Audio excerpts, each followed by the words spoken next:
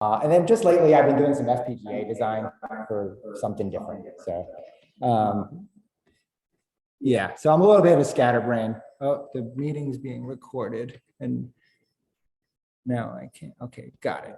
We're gonna have the evidence on you. Yeah. Okay, so Mitch probably saw this. The first thing I did when I joined is I wanted to put an antenna up. I was going to put it in my attic. Mitch said no, so I put it outside. And I was going to put it here's my property, and I just put it on some. I went out with in the middle of winter with a measuring tape and put my property out. It's not very big. I was going to put a dipole, but having it come down the middle was kind of problematic. My dog found the feed line very interesting, so that was a problem. So I put this green line, which is an end fed on the left over here. Am I going too far? So that's my little ham shack corner on the left.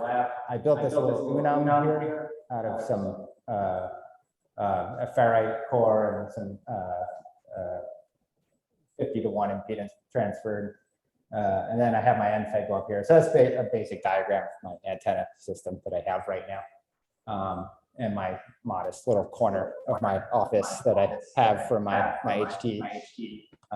So it seems to work. I've made contacts around. Oh.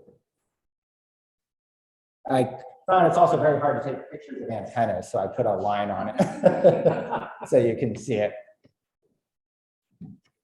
Maybe if I click. Oh yeah, so I got a nano VNA and I did some SWR reflection coefficient measurements on it. That green one, that's a Smith chart, don't worry about it.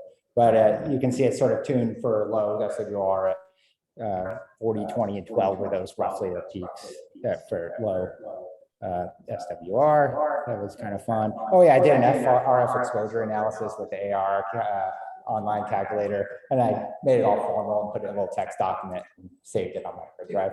So I'm not going to bake anybody's brains if they get too close. For more study, I started just on my phone. I've been using this program called Morsit.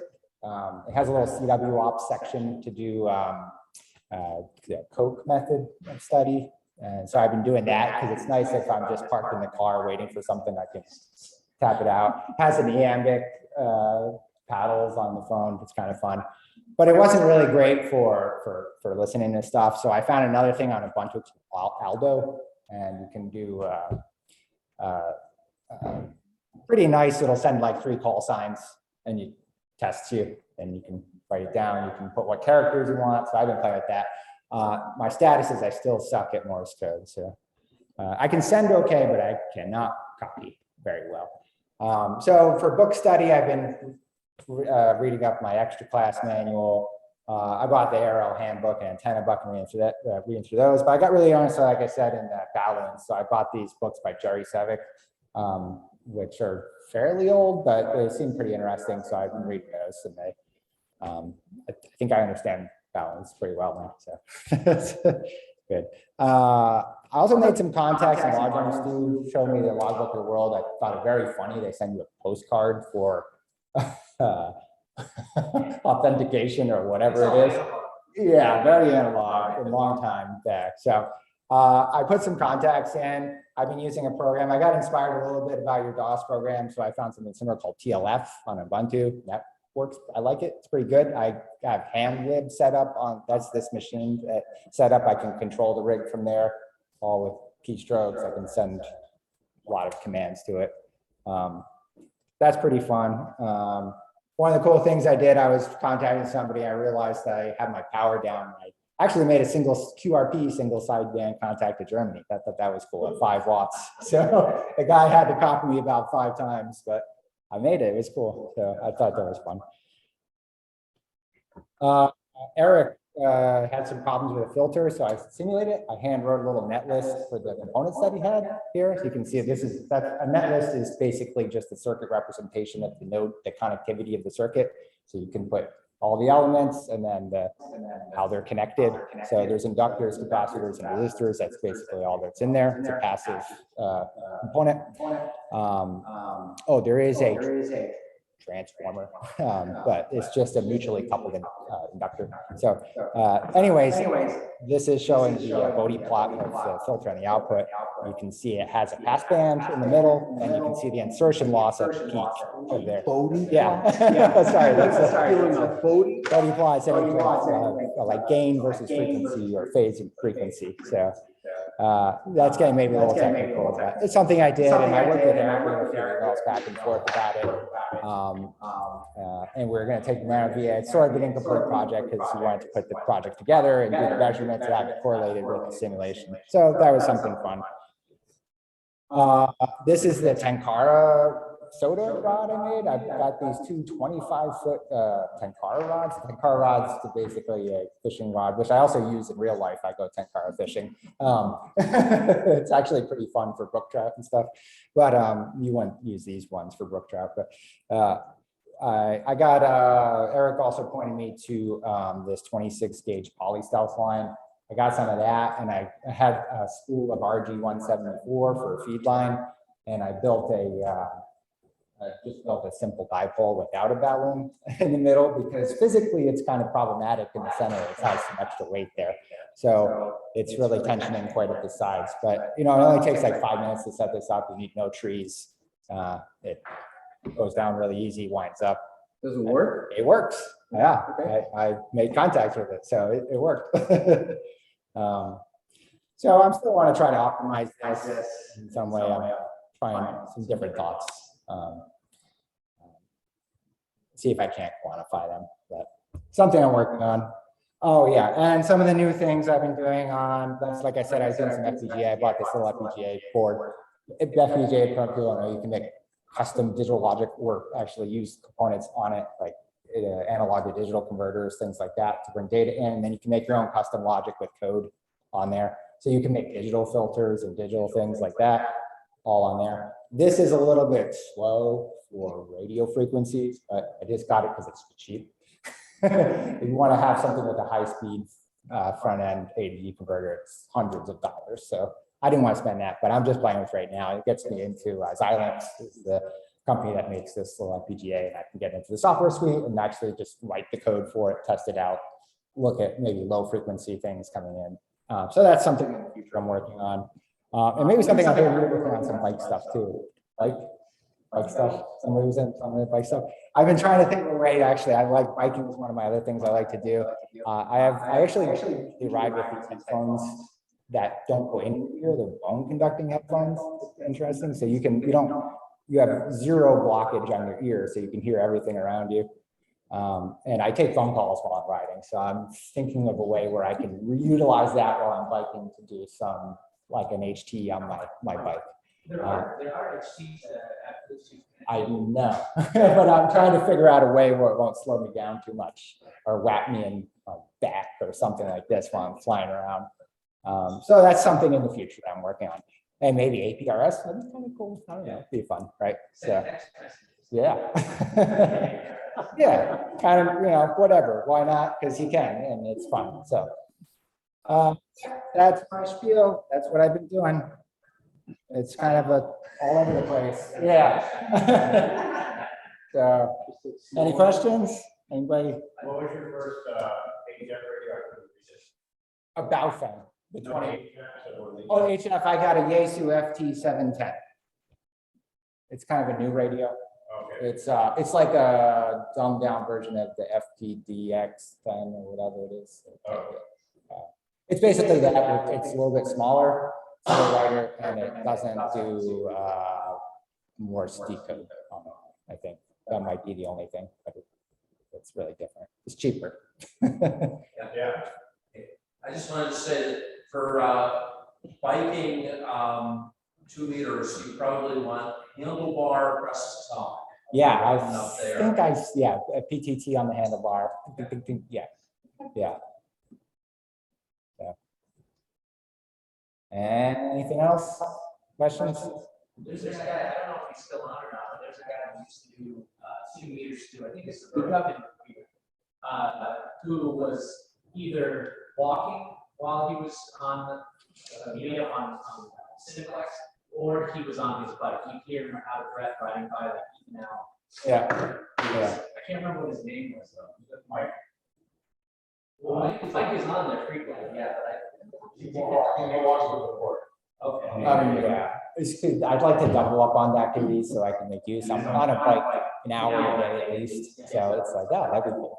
I know that is he walks with the board, I think. But I thought there was somebody else who rode bikes every day. I know it's not Simplex every morning. Okay, guys, they are not hearing you on Zoom, right? So kind of blind, you have to come up to one of the microphones. I made a real loud now. I made a contact with a guy on 10 meters a couple of months ago from California, and he was running one of those MFJ amplifiers, like 300 watts. It was a tricycle. He had a huge battery in it. Swear Yeah, exactly. Wait a minute, you said he was tricycle mobile, as in a motorcycle with three wheels? bicycle, tricycle. Pedal bicycle. Okay, I'm impressed. Secure the battery in the amp. Yes, is this where the microphone is? Yeah, that's one of them. Well, that's great. I mean, boy, you're more active than most of the guys on the call. Well, I do weird stuff. Okay, Yeah. actually, this kind of rubs off on some of the old colleges and stuff that don't do anything. And Bodie plots, I mean, the last time I heard about that was when I was in college. And that was like the Nixon administration. Yeah, They still exist. very good. Well, hopefully you'll join us at some of the activities that we're doing, and we get to put some of this stuff into practice. Yeah, it'd be fun. So, Okay, thank you all very right, much. yeah, thank you.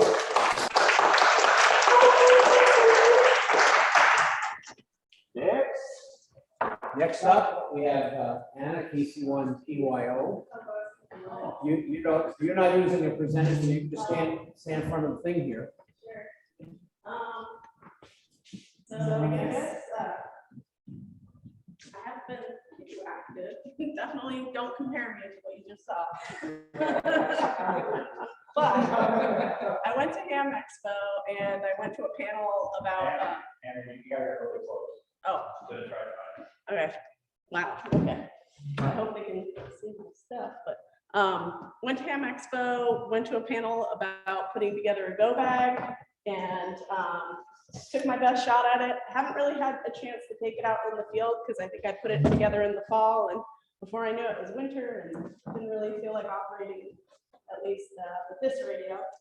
But so I bought some headphones because taking out I have an 817, and taking that out in the past, I found that like if I'm in an area with a bunch of people, it can get a little noisy or hearing weird stuff out of the radio. So I felt like some headphones would be a nice thing to have.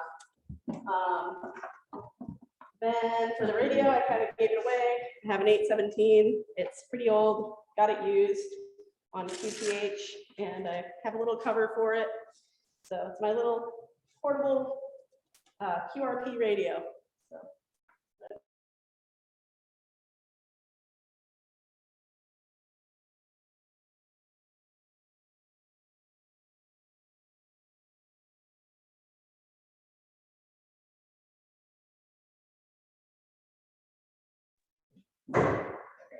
I'm not hearing you though. Oh, okay. This is the mic, right? You want me to unmute this one? We can hear you now. Hear you now, okay. Okay. All So, right. yeah, just face the camera and that Okay. should pick you up. I feel like I'm ignoring you guys, but. Well, just kind of like work in between the two, like, Work move two, the beam okay. back and forth. All right. Should I recap anything or just keep going? Just keep going. Keep going. Okay. So for an antenna, I have a Chameleon MCOM2 that I am very excited to try out. It's a end-fed half wave, very similar to what I've played with a little bit before. Some very kind members of the club helped me out with a balun and some wires. So just got to figure out how to get in on those tennis ball launchers one of these days, so I can actually get it up in the trees. I packed a little notebook for myself, and then of course manuals for the radio, a copy of my license, and some documentation for the antenna. So that's, What's the notebook used for? just whatever I want to make notes, if I want to log a contact. I also have a, let me bring it over here.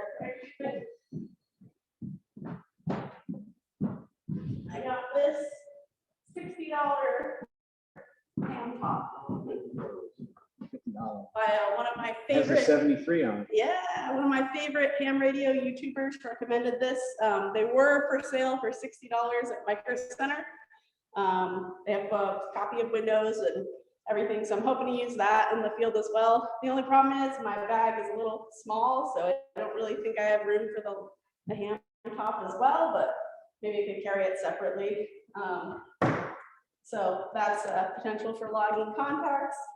And that's pretty much the contents of my go bag. So, I mean, I won't dig out the wires. We've all seen wires and coax before, so.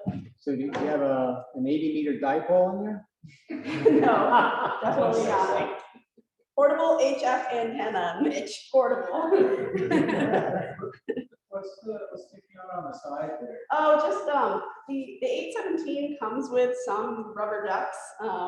It has one for 2 meters, 70 centimeter, and then, I guess like a beefier, beefier one. You can add, there's a third section that I have somewhere that you can put between these two ends and make it longer, a longer rubber duck. So, Is that a 6-meter radio on it as well? what do you mean? What radio is it? Oh, this is for the 817. Oh, okay. So the 817 has a couple of antenna options. There's a BNC connector in the front of the radio that you can hook up, and then there's also your classic antenna port in the back. So a couple of options, and it's designed to be able to be held, especially if you have this little case. Well, actually, even if you don't have the case, it has this shoulder strap on it, so you could potentially put an antenna here and then operate like that. So, but yeah, this is the BNC antenna in fact. So you could do that and walk around and look like a real nerd. But yeah, so that's the 817. Power wise, you just use the what's it? Oh yeah, that's a great question. Yeah, so it does have a built-in battery pack that I'd have to unscrew to take it off, so I'm not going to. It does have, they are, oh my gosh, I should know this. It comes with a reusable, rechargeable battery pack essentially. And then it also allows you to put in your own batteries. It has a little holder for your own, if you wanted to use, I think they are just AA's. And then there's actually a modded battery pack that you can get for the 817 and the 818 now, which will give you more power out of the battery pack. I have to refresh myself on the manual, but I know it's definitely QRP when you're on battery power for sure. So do you work people with that? antenna? I've been mostly listening, just mostly because of the antenna situation. All I had before was a Miracle Whip. So just listening. That's a dessert. Yeah, exactly. Pretty much. I mean, I would key up, but I don't know, it was not going anywhere. So yeah, I've been doing a lot of listening, but I'm hoping now that I have the MCOM to actually make some contacts and see where I can go with this. And yeah, so that's pretty much my go bag. We'll see what happens this summer. If you were close to AC power, could you plug in and operate these? Yeah, you can. Yeah, there's a port for direct power to direct wall power off of it. Yeah, and I also have, I think Ron gave me a little 10 volt or something like that, like small power supply that I've used also with the 817. That has been pretty good, especially like I've done a lot of, well, not a lot, but I've done some operating off of like my back patio, and that thing, I just plug that into like the outside outlet on my patio and it works really good. So that's been helpful. So what's the power out of the radio if you're plugged into the I think it's like, I know it's Five. five. It's 5, yeah. I thought it was like less, I thought it was 2 or There's something. battery. it's- Battery is 2, wall is 5, and then, oh, I thought the If wall you got was a big enough battery, you get 5 out of it. yeah. If you had like a small portable lipo. Yeah, battery, I've seen the Yeah. battery and mods. You'll get 5. People, that's what people have modded, that you can actually put in it, so you can get 5 off of the modded battery pack, so. So when you say Ron gave you 10 amp power supply?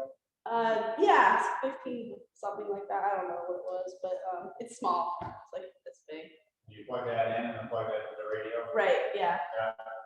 Yeah. And little counterpoise, attempted counterpoise. I saw somebody on YouTube do this, so I had I think I had a cable from something, I just cut it off of it. I don't know if it helped, but There are people that walk around with that antenna, that radio on your side and Yeah. they drag a camera behind them. no way. And they work You Europe. do. Are you Yeah. kidding me? Real nerd. Wow. Yeah, they work Europe with it. You That's walk so- around Europe. Oh my Yeah, goodness. if you want to spend like 5 times more than that, you could get a KX2, and it's got the width that'll do what, basically 10 down to 20 meters, Wow. and you hold it like an HT, and you drag a wire off the back. No way. Way, I don't but have it's to- kind of pricey. The Brits had a thing where they had special shoes made, so they grounded themselves to the ground. Spikes in their shoes. Yeah, like, these guys are like way out there. So you only live like a couple hundred feet from Jeff, so you can run a cable over and use his antenna. I'm down. I don't have my attic antenna anymore. Oh, your attic antenna is gone, Yeah, yes, huh? so. The landlord cleaned it out? No, somehow it stopped working. I cannot even get crystal radio reception on my attic It antenna. actually worked at some point. Yeah. Okay. Yes, They do work. no. Yes or no? But yeah, the VHF antenna in my attic is now gone. Done. So I guess he can run the cable over to your antenna. That's what we put a lot of faith in my antenna situation. So you say you had some questions to ask the assembled multitude? I think I was mostly interested in getting, yeah, like, so now that you've seen the contents of my bag, if anyone has any suggestions on things you think I'm missing or things I could do better, I know there's certain ways that you can wrap the cable that they talked about at the panel, for like the most efficiency and the less chance of having cables all tangled in the bag. So if anyone has any suggestions on that or things of that nature. How many writing utensils do you have? Oh, good question. Just a Sharpie. That's it. You might want to get a mini log book Yeah. and I think I've seen those for sale on like the RL site and stuff. yeah, you get a mini log book and keep that in there. That way, it makes you write down all the important information, like the time, the Nice. signal report, the call sign, Oh, and that's a then the good idea. band. You know, if you just write it in the notebook, you might miss stuff. Yeah. Cool. Yeah. And if you're doing a QRP, which I have done, it's fun, Mhm. you're not getting pile up, so you've got enough time to write stuff down. Oh, all right. So it'll be more relaxed in the contest scene. Yes. That's nice. So yeah, Anna, where are you planning to use this? All over potentially. I want to do some hiking this summer, and I did some hiking at Bolton. I did talk to some folks at the top of Bolton Mountain last summer. So hoping to do similar operating with this guy. Who I can reach. Yeah. Are you using any kind of adapters or anything in any of your setup with your antenna or anything like that? Not that I can think of. Because I always lose adapters. They're like socks to me. I always lose adapters. So I would suggest anything that you could potentially ruin your day by not having carried to. Oh, that's a good call, yeah. And also, if you have any little adapters like stereo to mono or ENC to something else. Yeah. SMA, for instance. Yeah. Put them in a plastic Ziploc bag.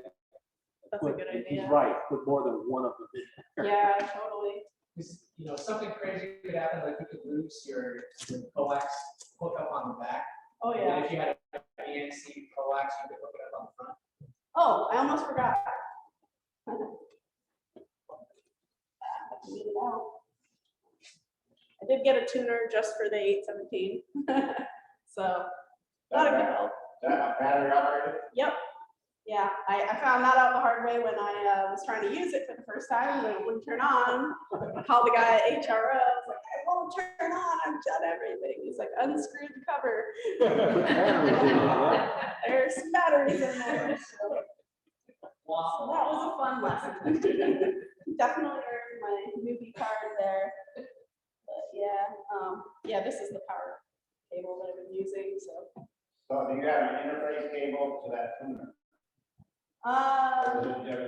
Yes, I do have a coax in here. I mean, is that interface with the radio through another cable? Some tuners do that. Yeah, it does. It does have another. You have a cable for that? Yep, yeah, it came with it.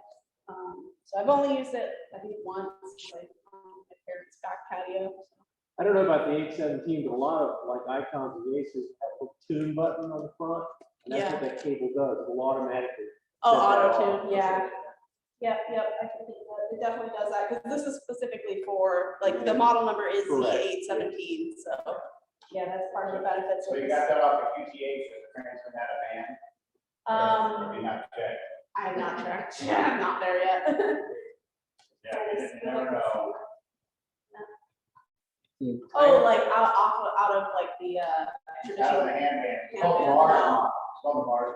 No, it doesn't have marks on it, for No. sure. I mean, That you know of. yeah, that's true. I guess more experimentation is needed there. If you hear a water strike over the radio, it's a Mars. Yeah. Oh, I was reading that the reason people say they come again on the radio is because of the military. Like, you're not supposed to say repeat on military radio because it means fire or something. It means fire again. So I've heard that, like, that field day, So don't say repeat in Jericho. Exactly. So yeah, that's my go bag and.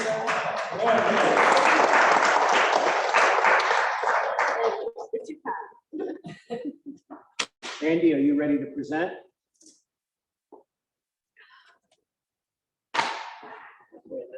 Can I say that again?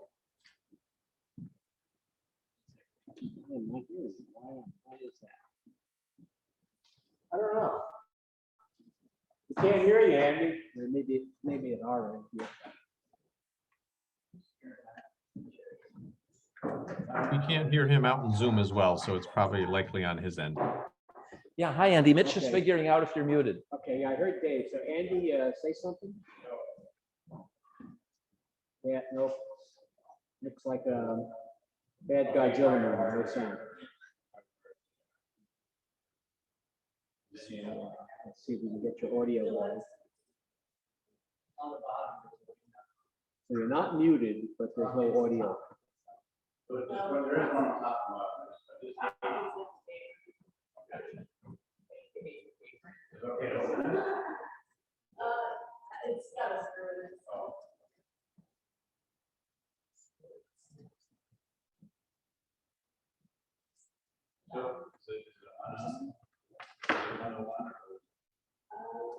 Okay, what I'm gonna do is we're gonna jump to the next presenter, and while he's talking, you could, yeah, go off and go on, make sure that your audio is working locally on your computer. So I'll give you a chance to do that. Okay, Logan, you're on.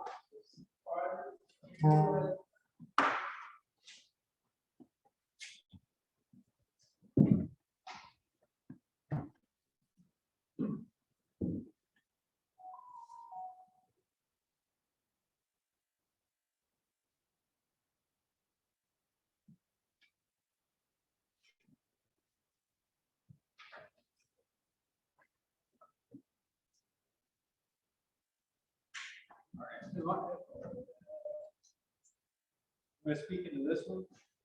Now, figure to your own. Speaking to your own, be easier, yeah. So if you're muted there, I'll mute myself. You might want to sit down that way. You're closer to it. Your own mic.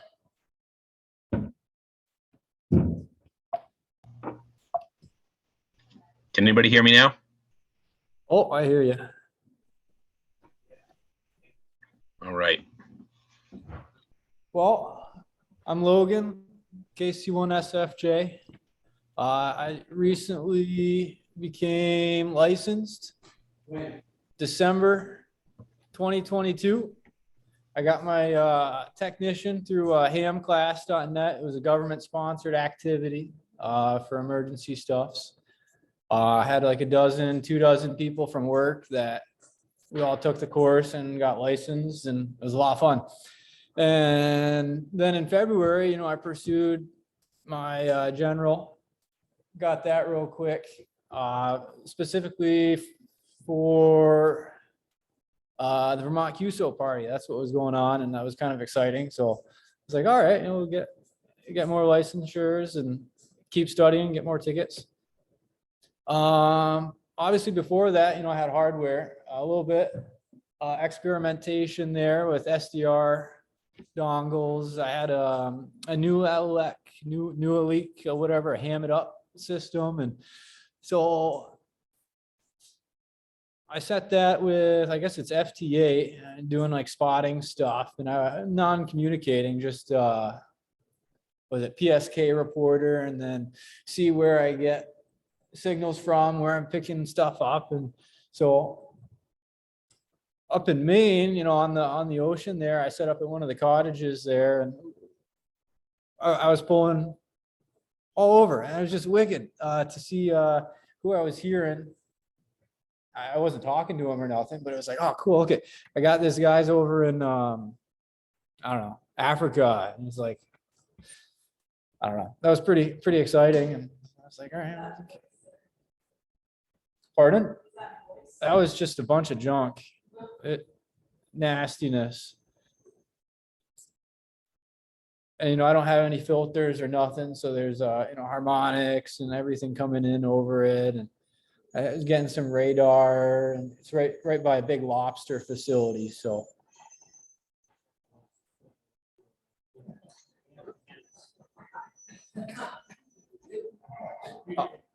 yeah, the radar systems and whatnot.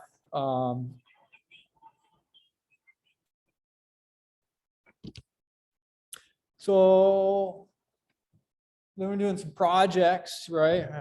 Just building stuff, you know, no purpose, but you know, just tinkering, you know, fooling around.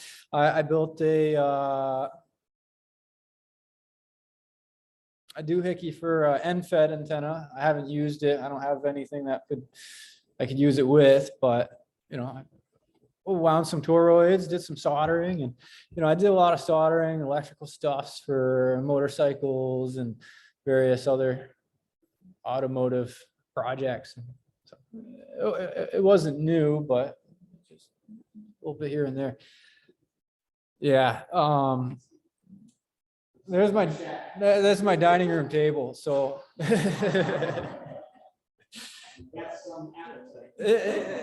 yeah, you know, we got all sorts of stuff going on. It's a mess, you know, and that was just like 3 days worth of projecting. So, you know, I clear it off once a week and start again. I got a little antenna. I ended up putting I guess it was a dipole up. No, it was something comparable. But and then I used that hooked up to the SDR unit, and I was getting some really good receive radio, and I was listening to people, and that was nice. I didn't have any way to transmit. I had no actual radio at this point in time. I actually had the SDR unit for like a year or two, and it had just been sitting in like a drawer. I'd pulled it out a little bit, messed around, put some antennas up, and then, you know, went away. You don't live with anyone else, do you? I at one point in time, you know, I had a roommate and, my girlfriend and stuff. And, but no, now it's, yeah, no, I lived with people. I had multiple housemates. But with the dining room table that way, there ain't nobody else there. I'm difficult to live with, that's for sure.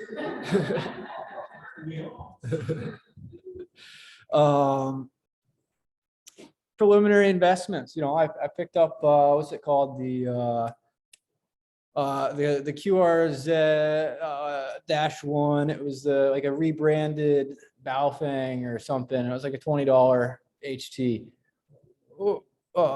The Explorer QRZ/1. It was a new license deal. You paid $20 and you got like all the different goodies, and it was cool. So, I whipped together an antenna. I guess it's a J-pole, right? UHF, VHF, 5/8 and quarter wave with a something. Did the dog help you build it? He did. Yeah, he did. I don't know. I don't know why he's looking at me like that, but.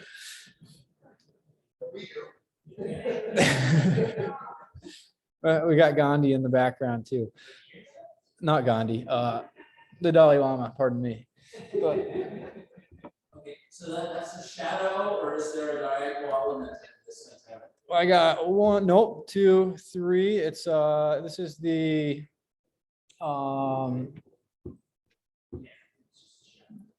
Okay. no, yeah, you're right. That's just the 1, 2, I guess they're parasitic or whatever you call it. And then this is the only one that's actually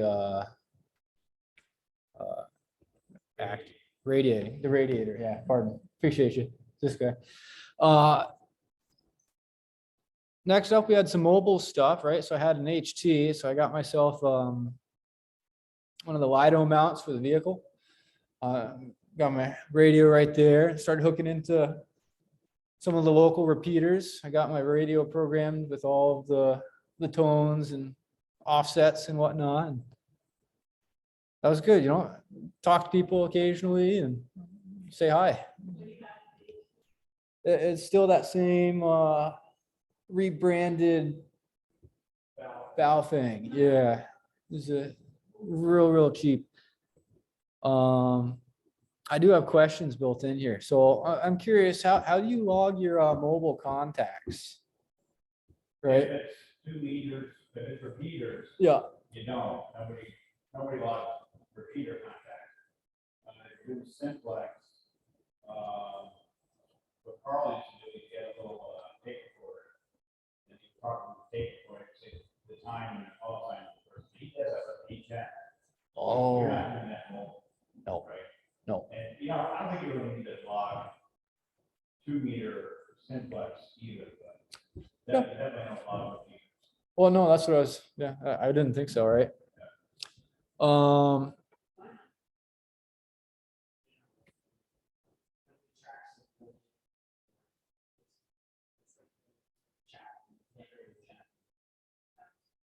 Managed to get England on 2 meters. I love it. Tones, controls. We're getting a secondary. You want to know why tones are on the repeaters? It's to cut down on interference. Mitch could probably explain it better. Yeah, the idea is that the noise would key up the repeater, so the tone is required to be sent. And the noise usually doesn't send the tone, so it keeps that out. And in Vermont, the standard on 2 meters is 100.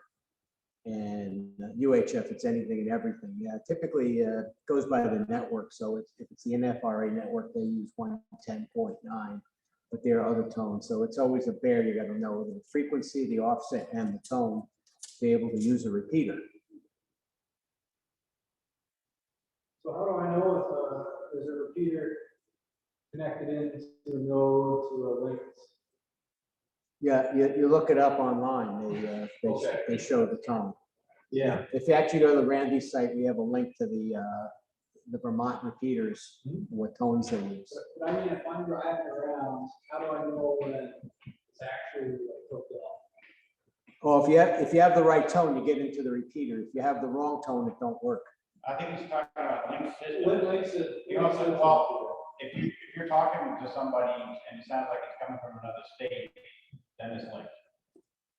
Yeah, you don't know that unless you read about Sure. which systems are linked together. Your wife's here. So, for instance, if you hook up to the Plattsburgh repeater, the Plattsburgh repeater is connected to a whole network that goes all over the place. So one of the first contacts that I made through the Plattsburgh repeater was to a guy in Texas. And I was asking him, and he said, oh, I'm right on the repeater. I was trying to figure out where he was. I said, oh, so you live in Plattsburgh? He's like, no, I'm in Podunk, Texas. And I'm like, wait, what's going on here? That's my first experience with links. And VHF repeaters. That's what I asked. Yeah. Yeah. Yeah. So the repeater, the VHF repeater in Plattsburgh is linked on something called IRLP. It's an internet linking, and that's the East Coast reflector, although it's linked all over the country. Then on 1.5, we are often linked to the GARA network, the Greater Adirondack Repeater Association, and that's a network of repeaters starting up in the northern tip of New York, goes all the way down to Long Island. And then if you're on any of the UHF repeaters in Vermont, they're all linked together. So they're on the RANV page, if you go to that repeater list, it does tell you who's linked and who's not. And they're always linked? The one on 1.5 is sometimes linked. Because sometimes I hear it's like, oh, you're dialing in, and then it's like, oh, you're connected. Yeah, well, we generally dial it in the morning, and then when Bob and Alan get on, they shut it off, and then it comes back on. So it's kind of up and down. That's the Bob and Alan. Okay, I was listening to that. It's a non-syndicated show. That's right. Yeah. And I joined it, so it was the Bob and Bob. And there are some repeater controllers, not controllers, administrators who seem to have a hissy fit if you're talking to somebody on the same repeater for too long. Like if it's linked all around the world and you're talking to somebody that's in the same city on the same repeater, they get a bug up their ass. And they're like, you know, other people are listening to this around the world. You should go to a different frequency. And we're like, well, at least the repeater's being used.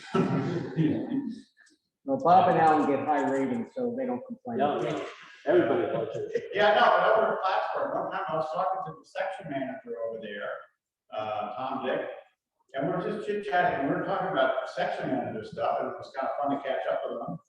And the guy turned off the network because we were talking for 5 minutes on the same repeater. Yeah, you run into that. If you go on the whiteface repeater, it has a timeout of like 6 seconds. And if you use it for more than 2 minutes, they shut it off on you. Well, the whiteface repeater is supposed to be for emergency use only. Well, let me tell you a quick story about that. I was driving back from Lake Placid one night when it was snowing like a son of a gun, which it does there most of the winter. And I'm talking to my wife, and we're maintaining the 6 second timeout. We're talking in short bursts, and they turn the repeater off. So, well, it's an emergency repeater. So I'm driving on Route 86 and 3 feet of snow. Wouldn't you consider that an emergency? So I don't use it. Anyway, when you're setting up your radio, you want to transmit with a tone. You don't need a tone for receiving. Sometimes you do. Generally speaking. Generally speaking, you don't. That was a mistake with my Burlington. The hooked up into the Burlington, the Adam transmit and receive. Yeah. That's why I wasn't. Yeah, without a tone, the repeater doesn't pay attention to you. Wicked. Well,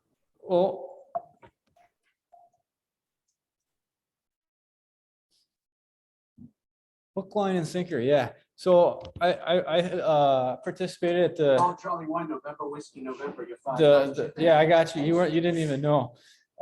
At the Vermont QSO party. November Victor Tango. Sorry, Mitch. I was so excited about that. I was like, wow, look at all this cool stuff. Oh my goodness.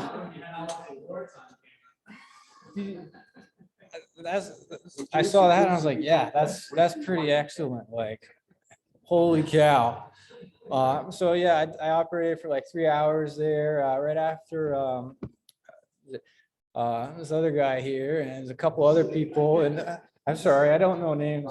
Ryan here. Yeah, this gentleman here. And it was just so much fun. It was like nonstop. Oh, then we had the ham fest, right? So there wasn't too much going on, but I picked up some stuff and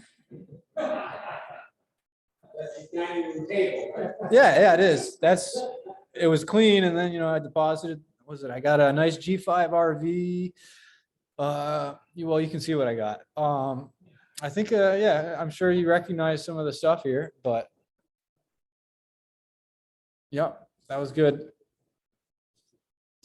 Lots of projects. I have plans to use the pieces. I mean, most of the components have been worked with. I got a little QRP trans match that I threw an end connector on because that's all I have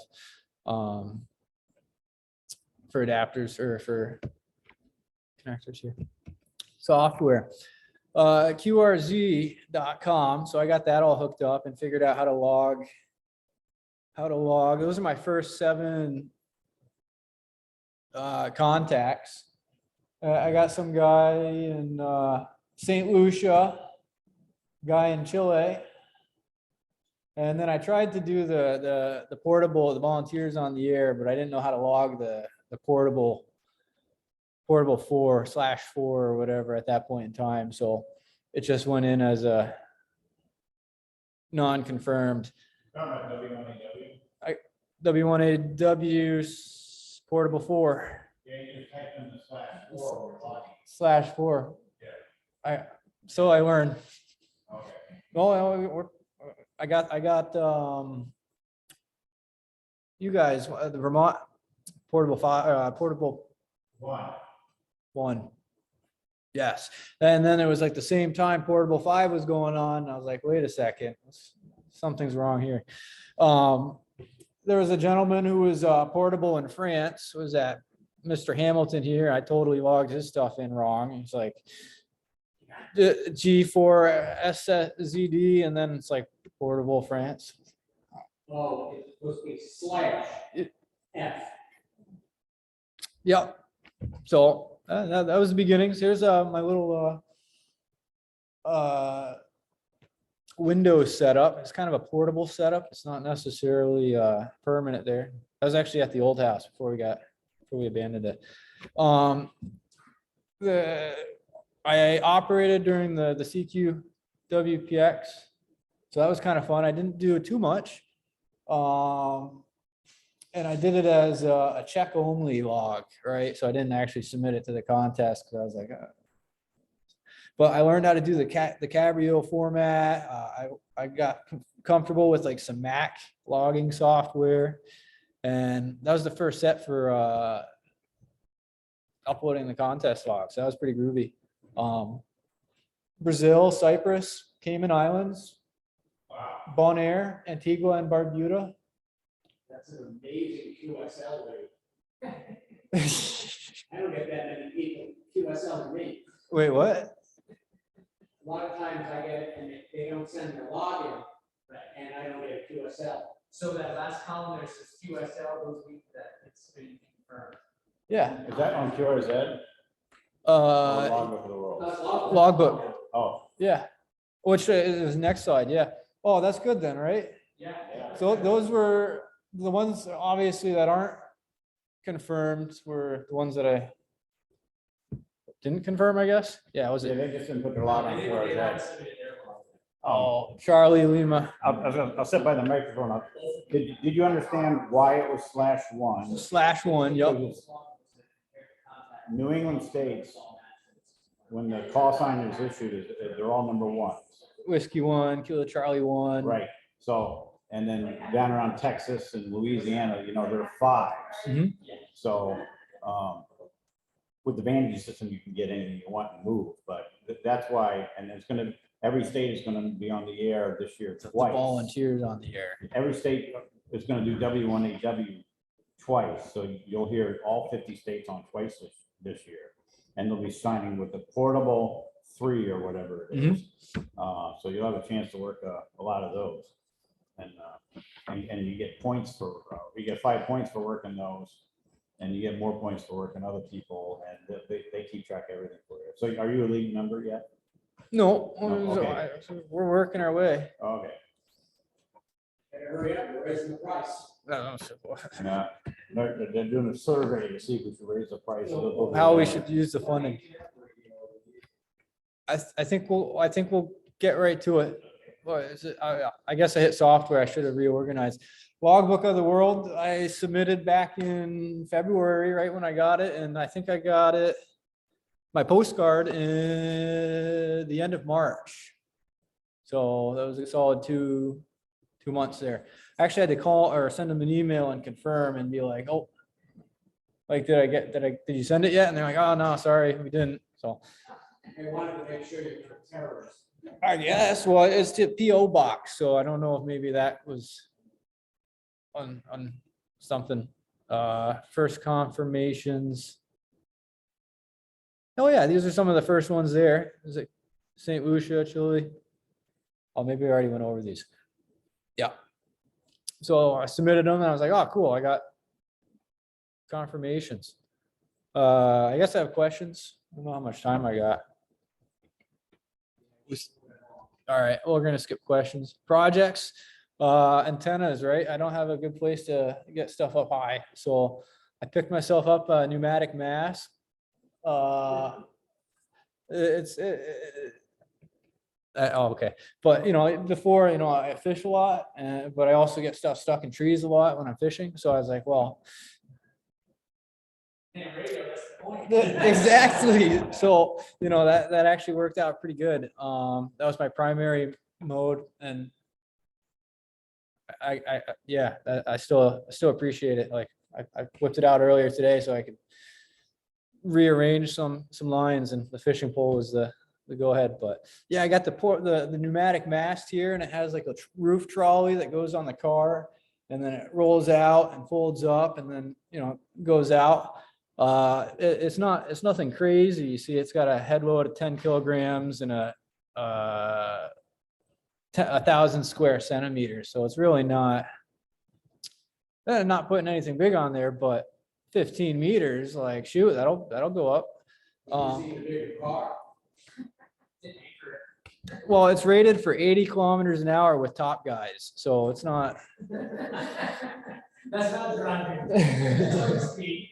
Oh no, yeah.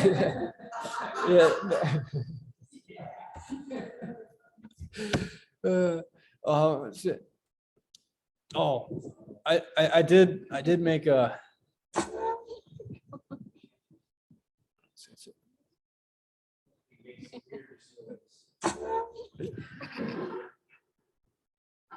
I heard that while I was on there. What is that?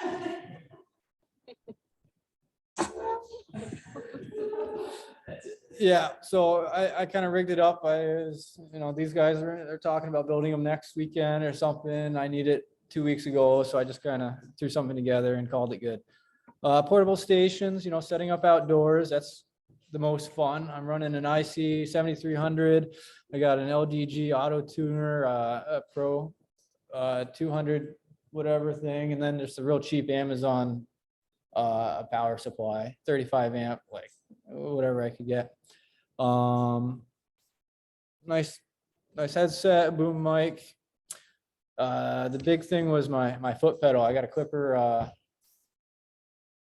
foot pedal, and it has like such a nice click, and I just really enjoy the engaging. It's perfect. Cool beans. We did last weekend for the Parks on the Air, Franklin County, Lake Carmi for Whiskey 1 November, Victor Tango.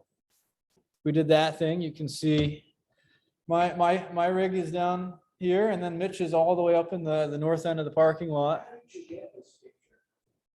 I see. What do you mean? With a camera?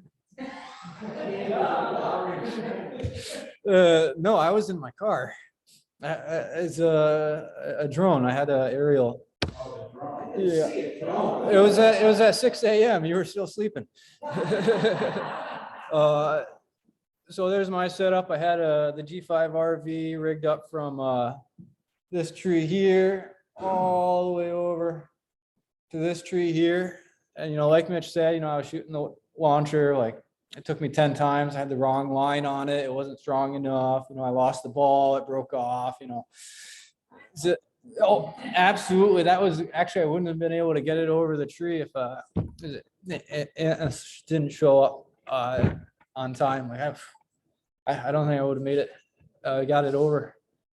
It was difficult. Yeah, there's the antenna there. Oh, I did do a video, but we don't really have time for that. Yeah, it's not loading anyway. Whiskey 1 November Victor Tango. Whiskey 1 November Victor See, I had a generator in the background.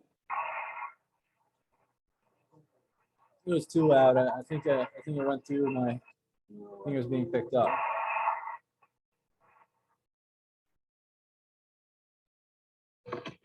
Oh, yep, just operating in the front of the Prius. I got a little computer. You see? Oh, sorry. I just wanted to touch upon that.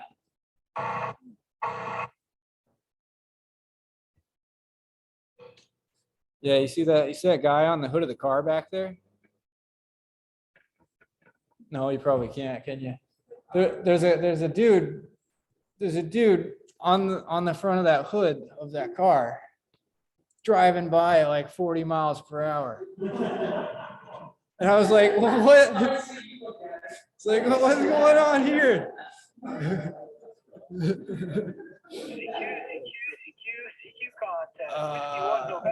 5:30? 6? Oh, no, it was right. It was right here.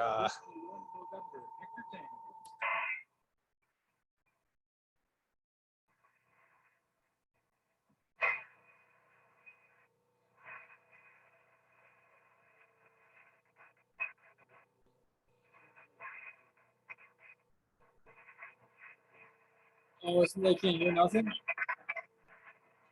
Oh, dude.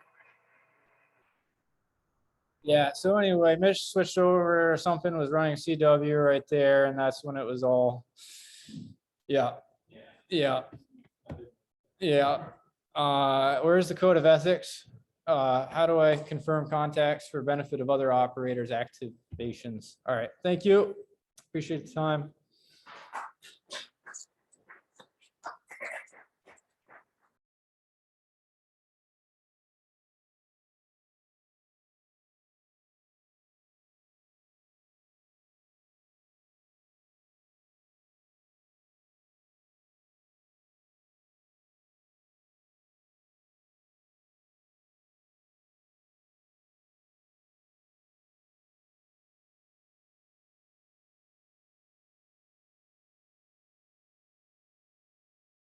Andy, are you ready to go?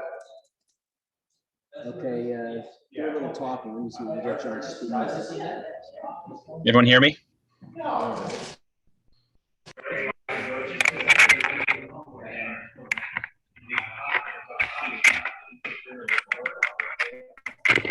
All right, say something now. Test 1 2. Test 1 2. All right.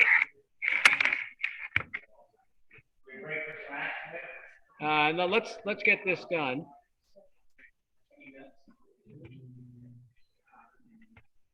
All right, go ahead. All right. Hi, everyone. I'm Andy Gilbertson, KC1 PRO. I've been doing some Summits on the Air stuff, and one other funky thing I just want to report on. I don't know if I'm able to share my screen. If I can't, it's no big deal. Okay, go ahead. Yeah, I don't know if I know how. Oh, I do. Okay. Let's try this. Oh, I can just, okay. So give everyone something more interesting to look at.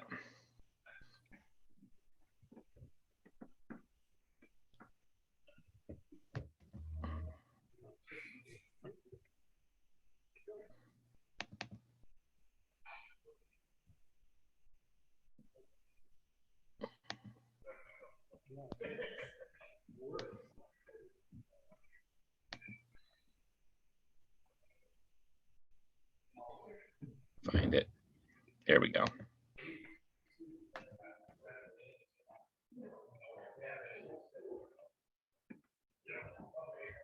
Oh, there you go. You have to unmute now.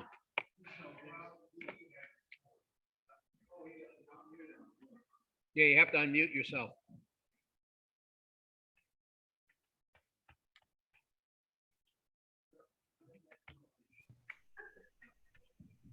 Okay. Can everybody see the still see the picture? Anybody hear me? Yes. Okay. Can we still see the? Can you guys still see the picture? Yes. Okay, great. All right. So yeah, that was in January this year. I wanted to hike up Campbell Sump for I think it was the January VHF contest day. And so I timed my hike to get up there, and there's a snowstorm just beforehand, a couple days before, and I was a little worried it was going to be tough to get up there, but it was actually that the path up Campbell Sump is extremely well traveled, and the parking lot was all plowed. But yeah, so my buddies and I hiked up there, and I got I was excited to try the Yagi that was passed down to me by Zach, K1ZK. And I got up there, I got it all set up. I'd already practiced setting it up. You never want to try to do anything on top of a mountain in the winter for the first time. So I'd tried to get it off my back and get it all set up and plugged in and set up in my living room with my mittens on, or my gloves on, to make sure that I could do it and do it quickly. That was not a great activation, and I don't know why. It wasn't super cold. It was like 30 degrees, maybe a little less than that, maybe closer to 20. I was plenty warm enough, but for some reason the either my radio or the Yagi was doing something where it was like snapping in and out, and so I maybe got 5-6 contacts, I think. And then I was like, this is just too inconsistent. I would hear people and then they'd be gone, then be right back again, even when the antenna was standing still. So I use that to, let me see, I'll push through some other photos here.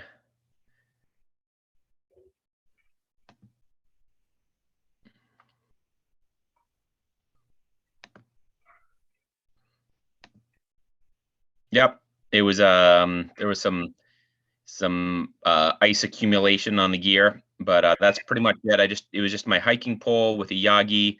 I had my cell phone on my on a little magnetic thing on my chest that I was logging using a spreadsheet that I had. And the radio I was using is just a little handheld, 10-watt handheld. It's another shot, my buddy. And he's a pretty good photographer. Took some nice pictures of me. And this is me on top of my last activation this year. This is me on top of Bolton Mountain. That one was a good one too. I think I got 7 contacts, but I have my radio hooked up to a roll of J pole. I don't know that the angle doesn't really do it justice, but it was probably, I don't know, 6-7 feet off the ground. That was another good one too. I did that on my own, and that was not a contest day. That was just right before my 45th birthday, and I wanted to go out and make, convince myself that I was still physically fit, and had some fun on the radio while I was doing it. So what I did in between, and I'll just leave the nice pictures here for you guys to look at while I'm talking. I went up J Peak. My family had a vacation in J Peak, and I wasn't going to pass up the opportunity to get an 8-point peak. So I went up there, and my idea was that I was going to start out on HF using a little 5-watt HF radio that I have. Maybe some of you have seen it on the YouTube.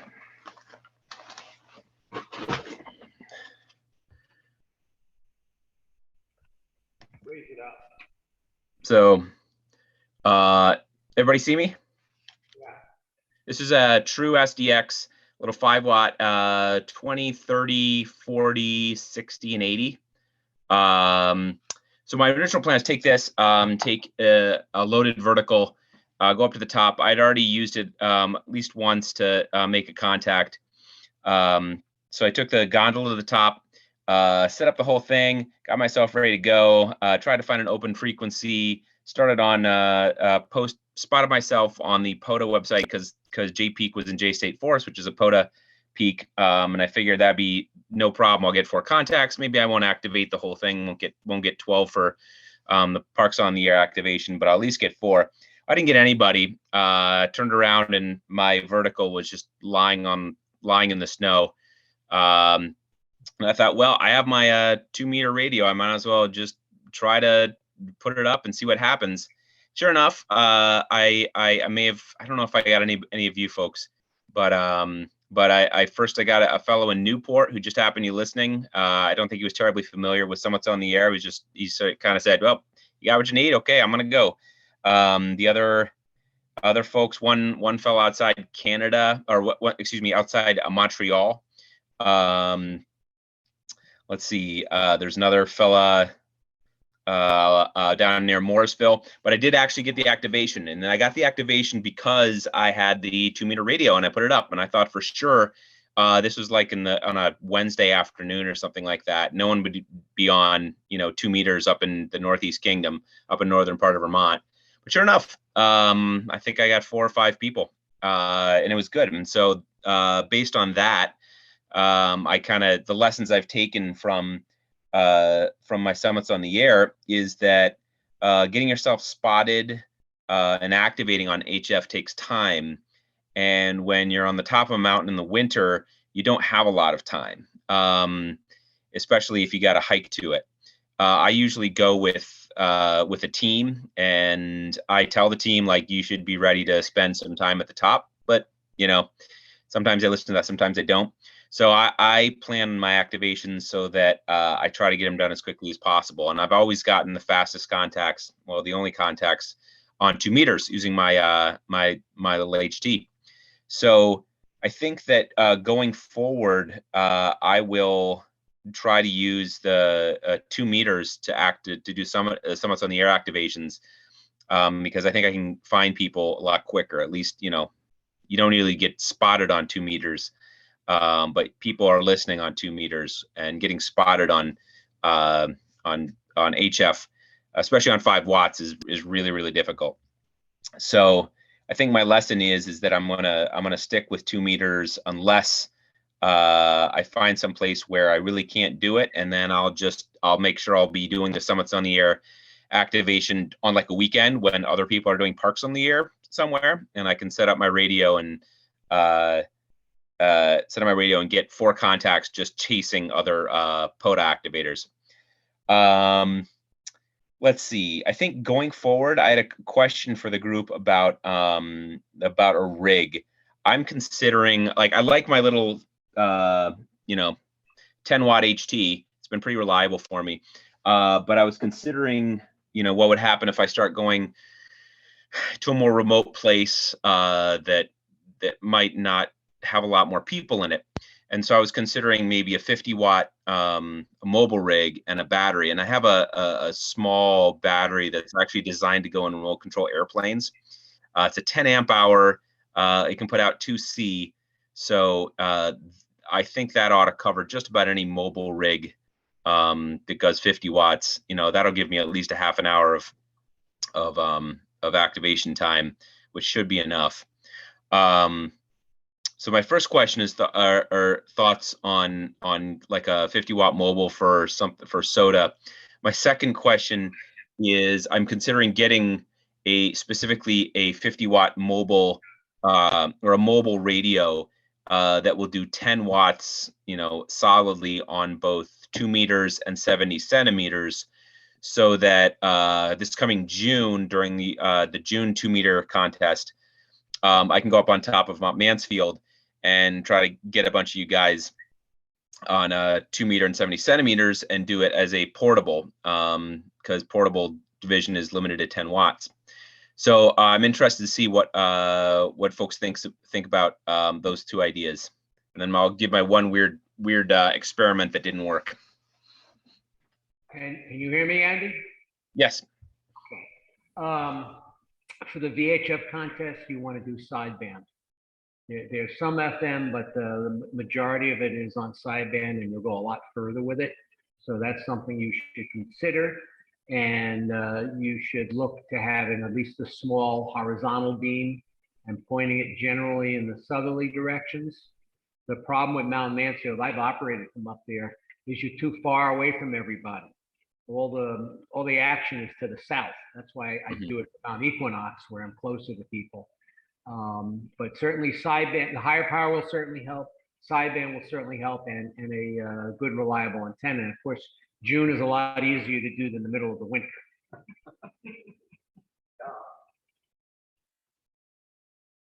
I think ICOM has come out with a UHF, VHF, and it goes up to what is that, 1.2 gigahertz band. Yeah. And I don't know how much it costs, and it just came out, but I think it's 5 or 10 watts out, and it's a portable. Don't know how much it costs. Okay. Really? Well, my thinking was that there are actually quite a few. Well, there aren't a whole lot of radios that'll do sideband on 2 meters. The 705 is one that I know. There's the small Yaesu that they discontinued, not the 891, the 817 maybe. But that's limited. I think those are limited to like 6 watts, even though you can do 2 meter sideband. So my thinking is that I'm not looking to win any contests. I know that's not going to happen, but I would, like to try it out. And so I was thinking, well, actually, my questions were: one, is it on these contests in our area within range? Is anybody on the 1.25 centimeters? Hardly. I mean, there's Yeah. on it, and there's a few on, but most of the people to the south. The other thing for the June contest, if 6 meters is open, the higher bands will become ghost towns very quickly. And so for the June contest, you may want to look into having some 6 meter capability, because if you got sporadic E going on, it is just a riot. But 6 meters generally starts kicking in late afternoon into the evening. So that's something you're going to have to keep in mind if you're hiking up there. You're planning to stay over or whatever. The difference between having sideband versus FM is that sideband during that contest will keep you busy for a while, whereas FM is kind of limiting. Stations like myself, I'll go there, I'll sample some people for about 10 minutes, and then I'll move on. And I think the other big mountain pops do the same thing. So what you get with 2 meter FM is if you're on when people are traveling a lot, you get a lot of people mobiling around. That's where you get a lot of people. But otherwise, it's not as active as it once was. It used to be very, very busy at one time, but now everyone's moved to 6 meter sideband. Yeah, and I have a radio on order, the FX4CR. It's a little Chinese radio, but made by a guy who's pretty reputable. It's a little bit bigger than this. It's 20 watts. It can do 5 watts on single sideband on 6 meters. I don't know if that's going to get here by the June contest, but obviously if it does, that's what I'll try to use. The other thing on 6 meters is FT8 is very big. A lot of people are there, so if you're on FT8, you'll be busy all day. FT8 is not so busy on 2 meters. There's some activity, but not as much. Mm-hmm. Yeah, the one of the nice things about the radio that I have coming is that it's got a Bluetooth built in. So hopefully I'll get it in time. I'll be able to get a some kind of a very light mobile FT8 system going so that I can just sit up on top of a mountain and log contacts. That's all that I have. Thank you for your input. Now the experiment that I tried, for those of you folks who follow a lot of ham radio on YouTube, one of the experiments that's going around is using a screen for a ground radio, or for a ground plane on a vertical antenna. And one YouTuber had just taken some normal aluminum screen and rolled it out underneath his loaded vertical antenna. Really good results in terms of keeping his SWR low. And I thought, well, this is an interesting idea in terms of like potentially a really easy kind of quick way to, or compact at least way to create a ground plane for my loaded radio or loaded vertical. So I went and tried it. I just grabbed some screen from down the basement and wired up a little like a clamp that would clip to it, and didn't work. And in fact, I'd on some Facebook other. What band were you on? How big was the screen? Was it nylon screen? It was not nylon screen. It was metal screen. I was on 20 meters. It was probably, I'm trying to think how big it was. I think it was like probably 3 feet by 6 feet. Not big enough. Got to be it's got to be kind of like a quarter wave. So it's got to be like about 16 feet radius. Right. Well, I sort of figured that what they say is like you need as much metal underneath you as you can. You don't necessarily need to have your radials tuned if you're doing along the ground. So I thought that maybe it did need to be a quarter wavelength if there was just a lot of it. Didn't work because as soon as I took it off and just threw on my like 4 17-foot radials along the ground, boom, I was down 1.0 SWR. And it's not the whole story. It's also how well it radiates. I would try both, actually. I'd use the screen and the radials. Yeah.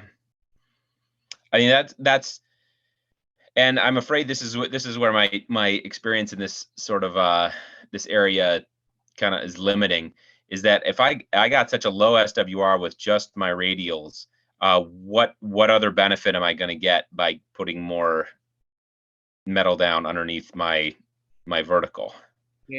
There is no correlation between SWR and how well the antenna radiates. So what happens is if you don't have a really good ground system, like many radials, the antenna will be highly resistive and it'll be lossy. So you get a good SWR, but you won't radiate that well. So that's why you hear people using 40, 50, 60 radials, because the ground, particularly on a mountain, the ground is zero, right? There's no ground there at all. A better thing, of course, you don't have no trees on a mountain. The better thing is just hanging a vertical dipole if you have a big enough tree to do that. So then you forego the ground loss problem and you just have a straight dipole, or an L dipole, where you have a vertical top and then you have the bottom goes out at an angle, and that's called an L dipole. That would work pretty good because, again, you're not dealing with ground loss. Mm-hmm. Okay, well, I'll try. I mean, I don't know. I mean, I don't think, other than like getting on FT8 or Whisper to really test, there's no really objective way of figuring out like how well I'm radiating, right? That like is, you go on Whisper and you try one antenna, you look at the signal reports, and then you try the other antenna and you average all the signal reports up. And if there's a big difference, you'll see the trend. We're gonna wrap this Okay. up. Yeah. Yep.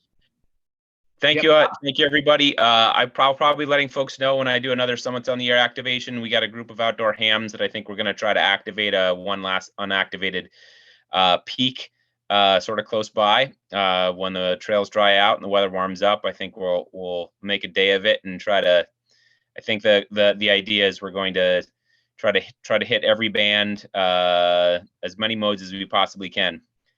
It's Dewey Mountain. It's the lump right south of Mount Mansfield. Let us know a few days in advance. Will do. Okay, thank you very much, Andy. Appreciate it. Thank you. Okay, guys, that wraps up the meeting. Any questions from the studio audience at home? No? Okay.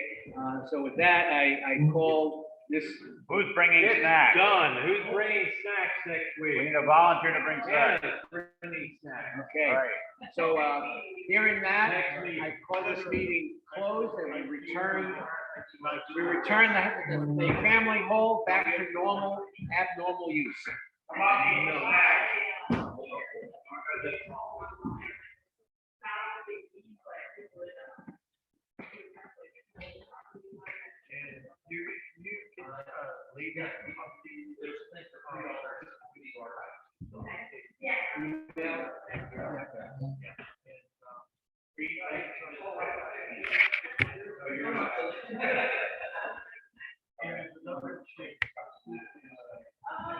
You're recording, so you gotta stop the recording. Oh, where's the recording? At the bottom. Where at the bottom? Hang on a second. Click on recording. Oh, stop. Yes. Yes.